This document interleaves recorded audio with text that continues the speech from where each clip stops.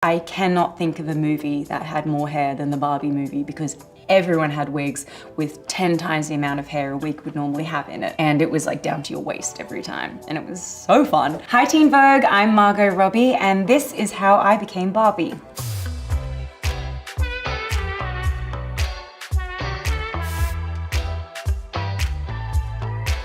I didn't actually audition for the role of Barbie. I produced the film, so I guess I cast myself, but I did make it very clear to Greta, Greta being our writer and director, she was always who I wanted to make a Barbie movie with. I said to her when she said, yes, I'll come on board, I don't have to be in the movie. You know, I'm very passionate about making this as a producer, but I don't have to play Barbie or be in the movie in any capacity. I'm happy just to produce. And she was like, no, I really want to write this for you. And she wrote me an amazing part, so I'm very grateful. And then in the case of, you know, Ryan being our Ken, kind of like the corresponding Ken to my stereotypical Barbie, she wrote him into the script as well. It always said in the script, Barbie Margot and Ken Ryan Gosling. So we manifested that into existence as well, and just pretty much wouldn't take no for an answer. We're like, Ryan, you have to come do it. It's on the page, you have to.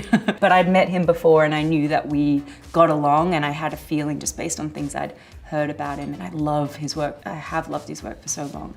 I thought, I think we would work well together, and we did. It was great. I pretty much made 2 requests to Greta because she asked, you know, like, okay, so is there anything that you want from the Barbie movie? I was like, yes, 2 things. A slide that goes from her bedroom to her pool, because that's my dream in life, and a mermaid Barbie. And she was like, really? Anything else? I was like, nope, just those 2 things. And it's okay if they can't be there, but I'd be so happy. And of course, we've got Dua Lipa as our mermaid Barbie. And I certainly have a slide that goes from my bedroom down to my pool. And it was so fun, literally dreams coming true. I wasn't actually a Barbie fanatic as a child. I actually don't even know if I owned a Barbie, but my cousin had Barbies, and Barbies were just omnipresent throughout my childhood because, you know, she's everywhere. It wasn't something that I was really that focused on or obsessed with. I don't remember ever like opening a Christmas present that was a Barbie, but I do remember opening a Christmas present when I was 5 years old, the Barbie fold-out house, which I was obsessed with, just the construction of it. And I think I've been, inspired to world build ever since. Clearly started at a young age. So then I got to witness in real life watching a dream house be built in front of my eyes. And I would go in and watch the construction teams when we were in pre-production, piecing this together and making these life-size dream houses, which was the most incredible thing. And people would come to set and see them for the first time and actually start crying. People were just so overwhelmed by how beautiful they were, but also just how handmade they felt, which was always the intention behind it. I suppose I mentally began becoming Barbie as soon as I read the script. I just couldn't not read the script and be like playing it out in my head and kind of trying it on and seeing if it fit and like, oh, how am I gonna do that? And because I was talking to Greta every day, you know, these discussions were just constant and ever evolving. I decorated my trailer. I do this for all the characters I play now, but I went all out for this character of Barbie. Pink stuff, fluffy stuff, things that make me happy. Things that are like cute, pictures of my friends, like things like that, just so that I'd be in, you know, a really happy, positive kind of mood. I have a Barbie perfume, so that's always the final thing for my character. As soon as I put my character perfume on, I think I relate to like smell associations, like sense memory is pretty strong for me. So as soon as the perfume's on, then I was like, okay, ready.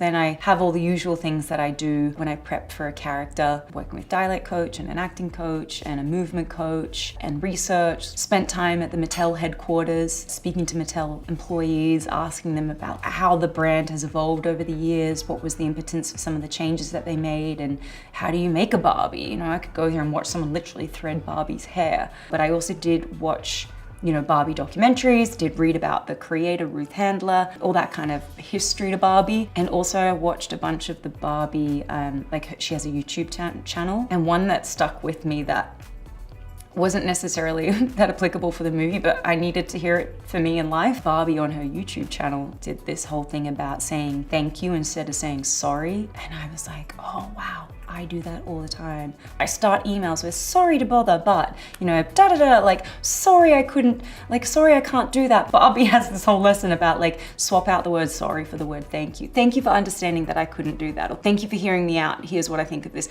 And I was like, wow, I can't believe Barbie just taught me. I'm a grown woman and Barbie is still teaching me something. It was fun, and I definitely delved into whatever aspects of Barbie I could find to help help me as a person, but also help me find the character. The time spent speaking to Greta was the most valuable for this role. We had some big, lofty questions to ask, like what is the meaning of life? What is true happiness? Why is life worth living? If you could have perfect, controlled Barbie land, what would make you ever choose anything else? Good night, Barbies! I'm definitely not thinking about death anymore. Those questions led to some pretty deep answers and conversations, and not even answers, because there isn't really an answer. That's what we kept coming back to, is like, I can't sum up the meaning of life in a neat little sentence. Embodying Barbie actually helps. When you're wearing heels, you already start moving differently because your center of gravity is in a different place. Everyone in Barbie Land who's not one of the main actors, like a speaking role actor, were all dancers. And this is something Greta had pointed out from the beginning. She was like, dancers hold themselves differently. Even when you see a dancer who's not dancing at the time, it's like, you can tell they're a dancer because they stand with incredible posture and they're poised. It's like they're ready for anything. And she was, you know, Greta says, like, you watch an old soundstage musical and like everyone in the background, even if they're meant to be acting casually, it's like they're looking at a hat. She wanted that feeling in Barbie Land. So embodying that too, just always being poised, and there's something very like certain, very intentional about existing in Barbie Land. Like, I'm going to the beach, I'm saying hi to my friends, I'm doing this. Everything, you give your whole self to it, and you're brimming with enthusiasm and optimism and joy, and everything is wonderful, and it's also very intentional. I know how I feel about this. I've never doubted anything until I start having thoughts of death, and then suddenly my movements get a little uncertain. Maybe my words, I stumble on my words, and I've got a bit of hesitation. Maybe I go back on myself a little bit more. And you know, in doing that, you're becoming a little more human. The hair and makeup process maybe wasn't as long as you'd expect. I've done movies where my whole body's being painted and tattooed and things like that, and that's pretty lengthy. I think we had this down to about an hour 45 to do hair and makeup. Get picked up at 6 a.m., get to set at like 6:45. Hair and makeup, wardrobe, give that 2 hours, then you're on set. Yeah.